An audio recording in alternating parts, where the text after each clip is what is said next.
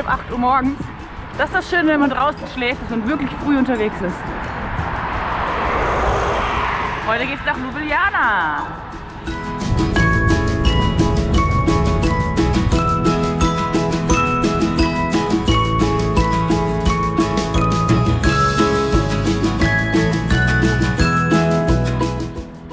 Grad haben wir gerade. Heute Nacht war es schon bedeutend kühler. Ich habe auch echt gefroren. Ich lag auch direkt am Fluss, da ist es ja noch mal ein bisschen frischer. Wir fahren jetzt nach Kran hier rein, oder wie man das ausspricht. Und hier mit den Fahrradwegen ist ja schon mal sehr schön gelöst, wenn ich auf der Straße fahren muss.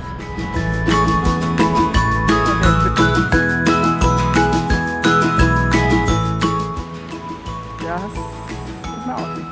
Wir können doch gleich Kaffee trinken. 50 Metern rechts aufwenden.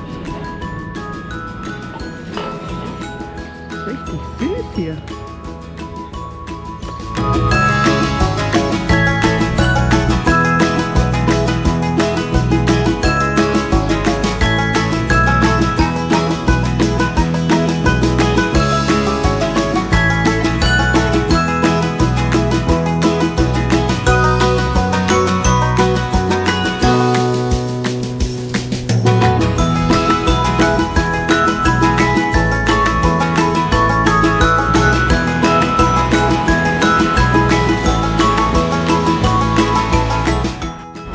Wieder der geliebte D2-Radweg.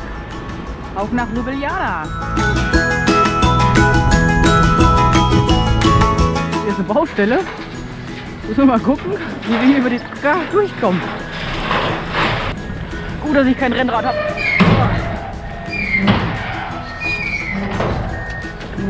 So. Haben wir es doch. LKW-Fahrer hat mir den Tipp gegeben. Sehr gut.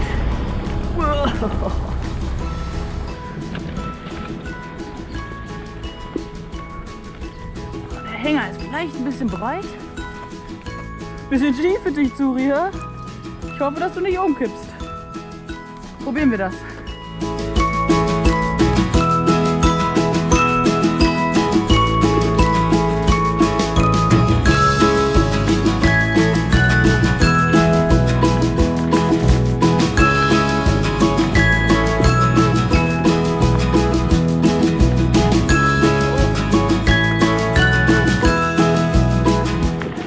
Slowenen können übrigens alle richtig gutes Englisch. Ich bin stark überrascht, vor allen Dingen nach Italien, wo echt kaum jemand Englisch spricht.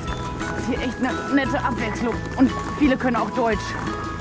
Aha, kommen wir doch die Straße wieder. Ja, der D2 führt an einer alten Landstraße entlang. Also jetzt kein separierter Radweg, aber es ist zumindest schön ruhig, weil die scheint kaum benutzt zu werden.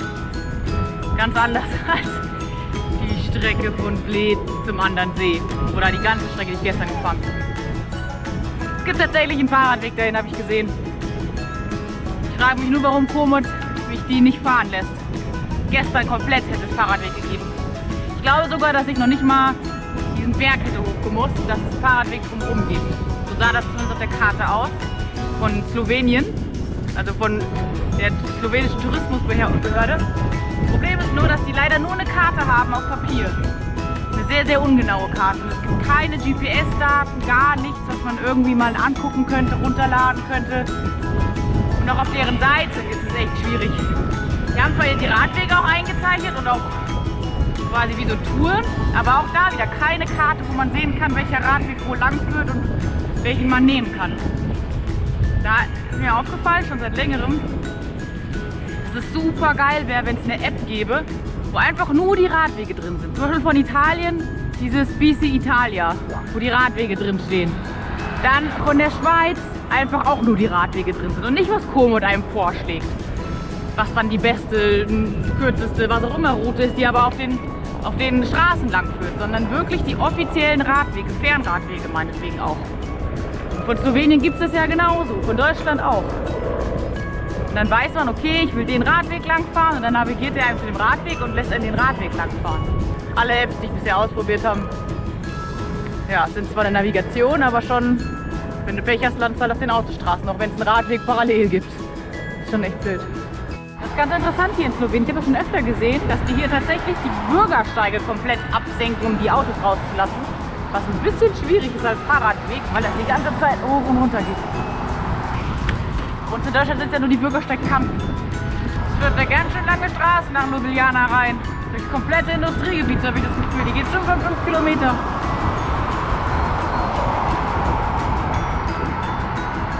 Ja, dass es heute keinerlei Möglichkeit gab, Suri rauszulassen. Wir nähern uns der Brücke in Ljubljana, wo die Wappentiere der Stadt zu sehen sind. Oben rechts sieht man das Schloss. Da muss man wohl hochlaufen. Geht mit dem Fahrrad nicht. Hier ist Markt. Haha, wir haben schon lange keinen Markt mehr gesehen.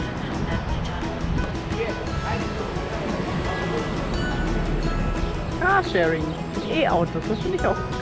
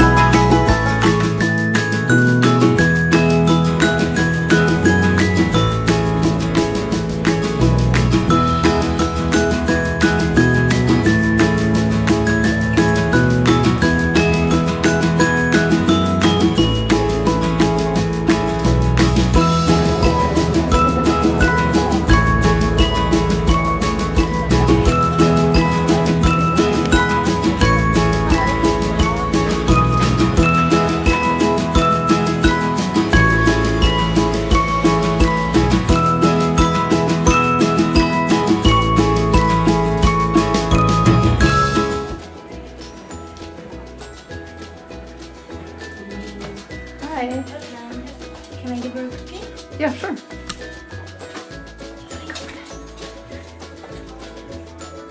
They're actually all Slovenian handmade. So they don't have any additive sugars or salts at all. It's completely pure. The owner of the shop, she's making them herself. So you can choose by variety of taste. Right now it is a shimmer. I gave her a beef and she ate it. So this one? Yeah, this one, yeah. And the small package of 100 grams is 280. Okay, then take one. Yeah.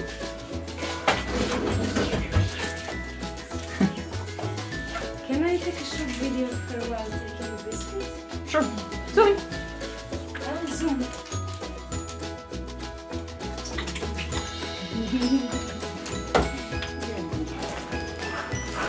Süßigkeiten für dich, Suri. Ja. Rein mit dir. Suri, komm, rein.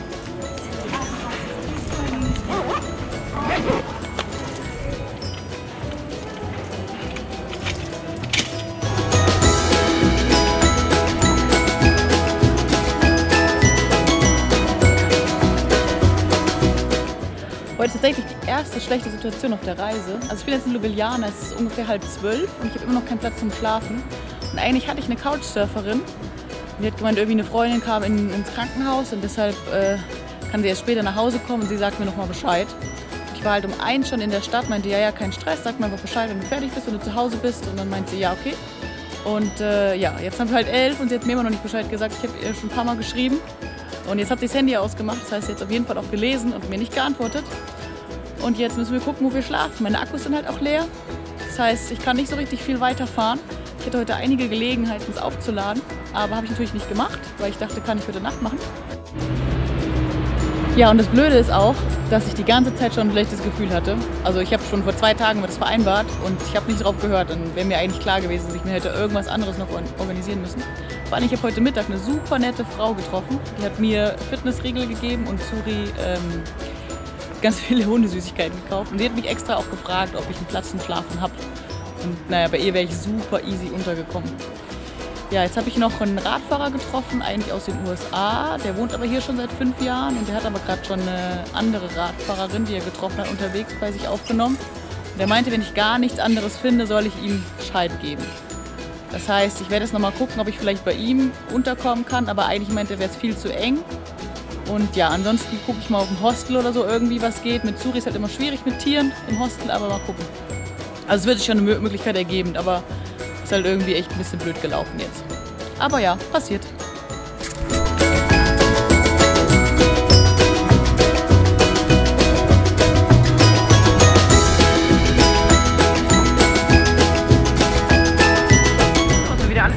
gegangen. Ich habe in der Bar 2 Männer getroffen, die auch Wissenschaftler an der Uni sind. Ich habe mich jetzt super mit denen unterhalten. Dann haben die mir vorgeschlagen, dass ich in einem Hostel mal gucken soll.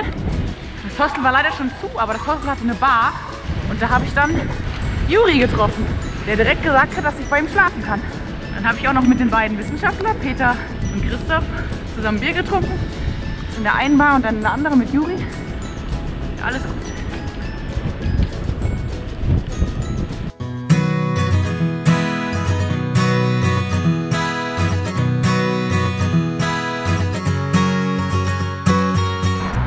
So, ein neuer Tag ist angebrochen.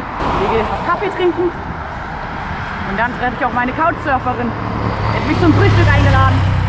Also mir wohl vergessen hat zu erzählen, dass sie die Schlüssel ihrem Nachbarn gegeben hat, sodass ich sogar da hätte reingekonnt. Die sehr schuldig gefühlt. Aber mein Gott, das passiert. Ich bin ja froh, dass ich einfach runtergekommen bin.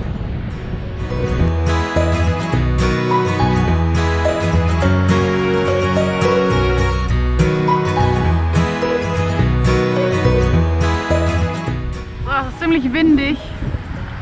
Ich gehe davon aus, dass gleich der Regen aufzieht. Da hinten ist es schon echt schwarz.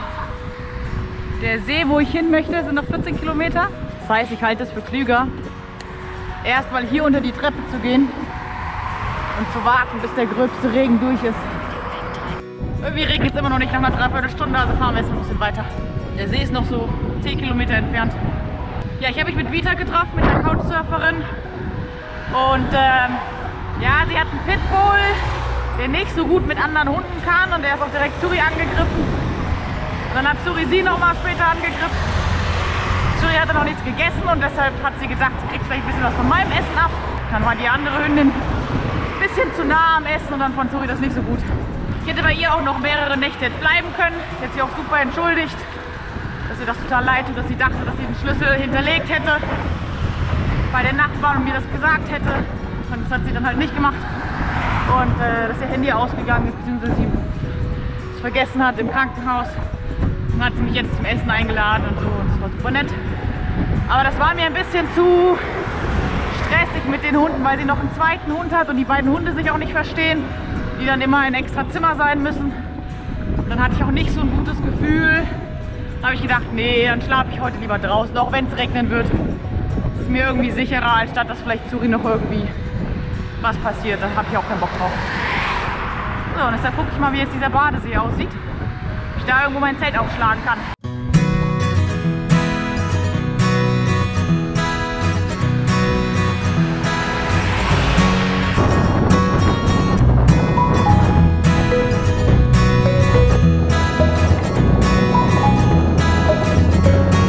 So, das ist unser Übernachtungsplatz für heute. Mal gucken, wo wir ein schönes Plätzchen finden. Ja, der See war doch ein bisschen zu einsichtig. Schauen wir mal, ob wir irgendwo anders einen Schlafplatz finden können. Wir schon ein Zelt aufbauen müssen, weil es schon wieder regnet. Oh, ich habe mein Zelt aufgebaut. Eigentlich sieht der Himmel ganz gut aus in der Nähe vom See. Aber das ist einfach richtig mies. Alles voller Mücken. Und da wollte ich nicht unter freiem Himmel schlafen, weil das ist... Die stechen mich ja zu Tode. Deshalb esse ich jetzt auch im Zelt. Und zwar kalte Sojabohnen, weil ich kann sie auch nicht aufwärmen hier im Zelt. Und draußen ist es mir echt zu gefährlich. Also das ist schon... Vor Mücken habe ich echt ein bisschen Respekt. Naja, was heißt Respekt? Ich finde sie richtig scheiße. Deshalb will ich mich ihnen nicht aussetzen. Zuri? Was ist mit dir? Du hast auch keinen Bock auf Mücken, ne? Ja. War ein stressiger Tag mit dem anderen Hund. Ja.